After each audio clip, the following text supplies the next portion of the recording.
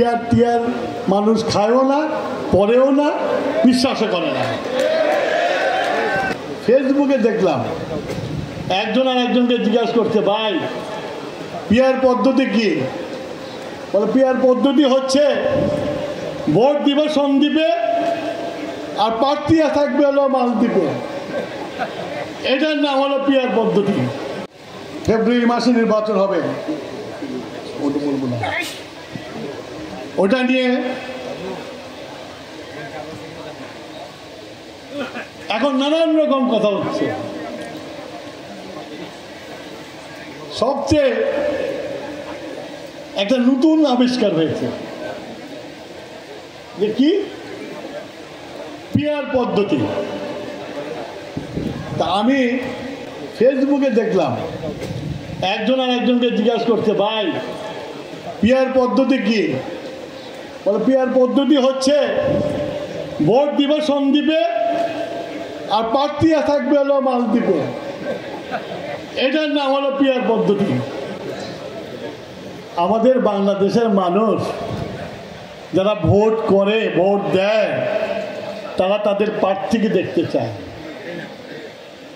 যে এই লোকটাকে আমি এমপি বানাবো, তার কাছে আমি আসতে পারবো কিনা, তার ঠিকানা ঠিক মতো আছে কিনা, এইসব দেখে ভোট দেয়। যেটা 1937 সালে চালু হয়েছে, এখনো চালু আছে। তো এইটা নিয়ে কোনো ল্যাবরেটরি গবেষণা করার জিনিস না। যার ভোট সে দিবে, একজনকে ভোট দিবে, সেই ব্যক্তিকে চিনতে হবে, সেই ব্যক্তিকে ভোট দিবে। পিয়ার টিয়ার মানুষ খায়ও না, পড়েও না, বিশ্বাসও করে না।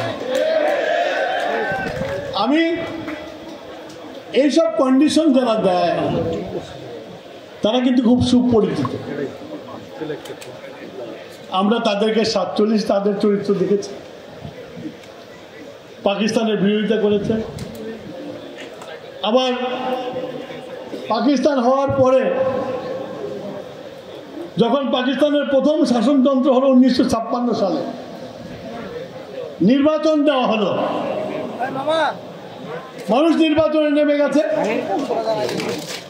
লাহোরে রাইট করে আইয়ুব খানের মার্শাল্লাহ করার পথ সুবস্ত করে দিল। বাংলাদেশ, পাকিস্তানের গণতন্ত্র হারিয়ে গেল। পাকিস্তানে আর গণতন্ত্র আসে নাই। 71 মুক্তিযুদ্ধে আমরা স্বাধীন হয়ে গেছি। আবার ওই স্বাধীনতা যুদ্ধেও ওনারা বাংলাদেশের মানুষ একদিকে, ওনারা একদিকে স্বাধীনতা যুদ্ধকে বিরোধিতা করলো। শুধু যুদ্ধ করে ক্ষান্ত হয় নাই, বিরোধিতা করে ক্ষান্ত হয় নাই। এই দেশে আল শামস, আল বদর এইসব বানিয়ে আমাদের উপর অত্যাচার করা হলো। আজকে আমরা ওই পথে আর হাঁটতে চাচ্ছি না। আমরা গণতন্ত্র ফিরে চাচ্ছি। গণতন্ত্রের জন্য নির্বাচন অপরিহার্য। সুতরাং আমরা দেশের মানুষ, আমি যতদূর দেখি সারা বাংলাদেশের ঘুরে যে মানুষ নির্বাচনমুখী হয়ে গেছে। আমরা কোথাও গাড়ি নিয়ে গেলে ধানের শীষ, ধানের শীষ স্লোগান শুনি। এইটাই হচ্ছে বড় আলামত জনগণ নির্বাচনের দিকে ঝুঁকে গেছে। ওই নির্বাচন থেকে তাদের ফেরানোর কোনো উপায় নাই। সুতরাং দয়া করে আসুন, নির্বাচন করি, যার যা আছে জনগণ রায় দিয়ে প্রমাণ করে দেবে। এটা নিয়ে কোনো ইফ বা কিন্তু কিছু বলার কিছু নাই।